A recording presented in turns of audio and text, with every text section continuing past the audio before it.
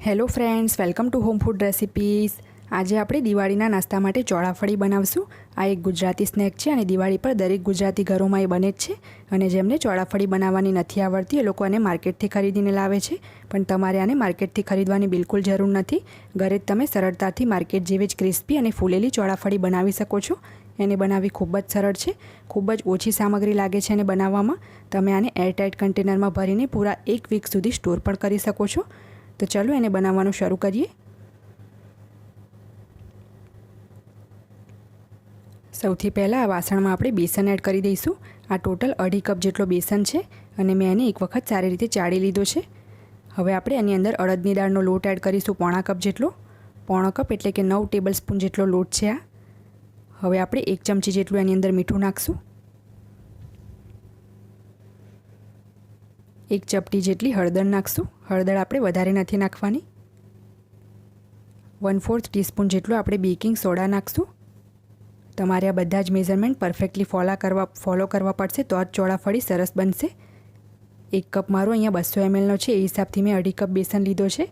હવે મેં આમાં 1.5 મોટી ચમચી જેટલું તેલ એડ કરી દીધું છે। હવે બધું જ આપણે સારી રીતે મિક્સ કરી લઈશું અને થોડું થોડું પાણી નાખીને આપણે થોડો કઠણ લોટ બાંધી દઈશું। લોટ આપણો સોફ્ટ ના થઈ જાય એ વાતનું આપણે પૂરું ધ્યાન રાખવાનું છે, નહીં તો ચોળાફળી ક્રિસ્પી નહીં બને, સોફ્ટ બનશે।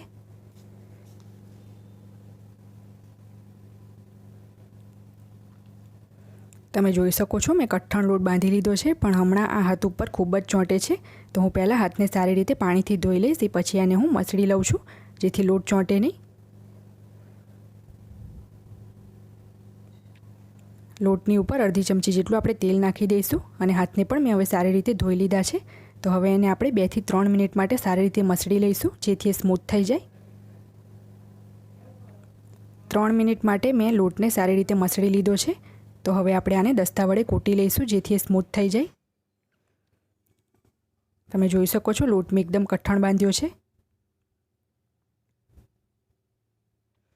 મેં એક પ્લાસ્ટિકની બેગ લઈ લીધી છે જેને આપણે તેલથી ગ્રીસ કરી લીધી છે અને એની ઉપર હવે આપણે લોટ મૂકીને બીજી બાજુનો જે ભાગ છે એને પણ કવર કરી દીધો છે અને હવે આપણે એને દસ્તાથી મારીશું 5 થી 7 મિનિટ માટે। તમે જોઈ શકો છો દસ્તાથી મારીને મેં લોટને આ રીતે એકદમ લાંબો કરી લીધો છે। એ પછી આપણે એને ફરીથી આ રીતે ફોલ્ડ કરી લઈશું અને ફરીથી પણ એને આપણે દસ્તાથી મારીશું। આ રીતે આપણે ટોટલ 5 થી 7 મિનિટ માટે એને કૂટવાનો છે। લોટને આપણે જેટલો વધારે કૂટશું એટલો જે સ્મૂથ બનશે, તો ચોળાફળી પણ સારી બનશે।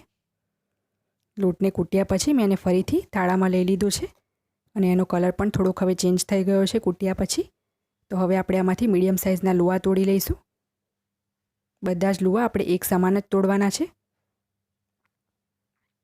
જો તમારાથી હાથથી એક સમાન લુઆ ના તૂટતા હોય તો તમે લાંબા લાંબા રોલ બનાવીને પણ લુઆ બનાવી શકો છો।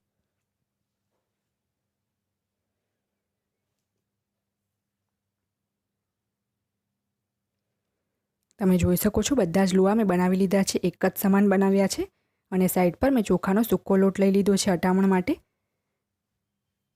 તો હવે આપણે એક લુઆને લોટમાં રગદોળીને પતલી રોટલી વણી લેવાની છે। વચ્ચે વચ્ચે જો આપણને જરૂર લાગે તો જ આપણે ચોખાનો લોટ લેવાનો છે અને જેટલો બની શકે એટલો લોટ આપણે ઓછો જ યુઝ કરીશું, તો ફ્રાય કરતી વખતે તેલ ખરાબ નહીં થાય। એકદમ પતલી રોટલી વણીને તૈયાર કરી લઈશું।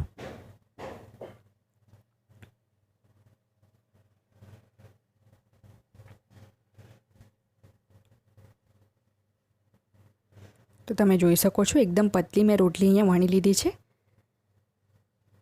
તો હવે આપણે એક ચપ્પુ લઈને વચ્ચેથી એને કટ લગાવી દઈશું। ઉપરનો અને નીચેનો છેડો આપણે કટ નથી કરવાનો, આ રીતે આપણે એને વચ્ચે વચ્ચેથી જ કટ કરી લઈશું અને આ જ રીતે આપણે બધી જ ચોળાફળી બનાવી લઈશું।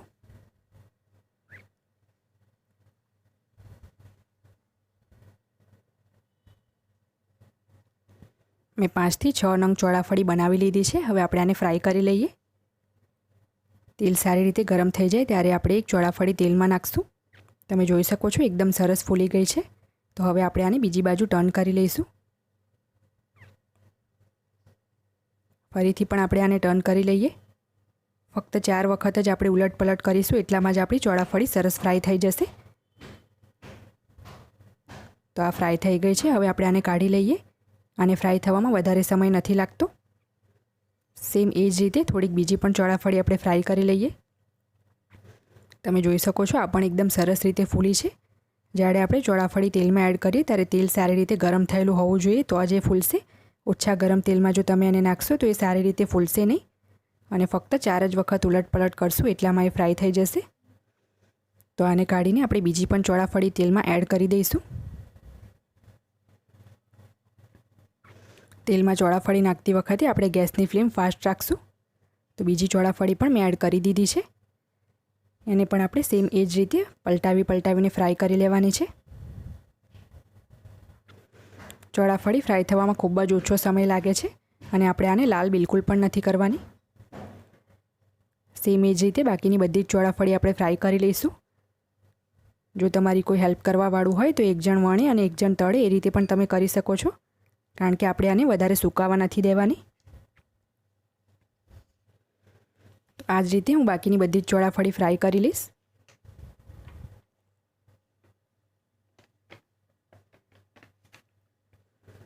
ચોળાફળીની ઉપર હવે આપણે મસાલો ભભરાવશું.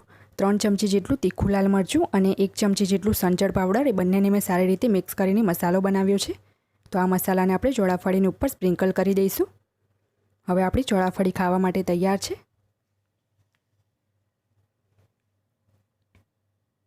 ફ્રેન્ડ્સ, આપણી ચોળાફળી બનીને તૈયાર છે. તમે પણ આ દિવાળી ઉપર ચોક્કસથી આ રેસીપીને તમારા ઘરે ટ્રાય કરો. આ ચોળાફળીને તમે એરટાઇટ કન્ટેનરમાં પૂરા 1 વીક સુધી સ્ટોર કરી શકો છો. જો તમને મારી આ રેસીપી પસંદ આવે તો મારી ચેનલને સબસ્ક્રાઇબ કરવાનું ના ભૂલશો. સબસ્ક્રાઇબ બટનની બાજુમાં જે બેલ આઇકન છે એને પણ દબાવી દો, જેથી તમને મારા દરેક નવા વિડીયોની નોટિફિકેશન મળતી રહે. જો તમારે મારો આ જ વિડીયો ગુજરાતી હિન્દીમાં જોવો હોય તો એની પણ મેં લિંક નીચે ડિસ્ક્રિપ્શન બોક્સમાં આપી દીધી છે. તો મળીએ નેક્સ્ટ વિડીયોમાં. ત્યાં સુધી આવજો.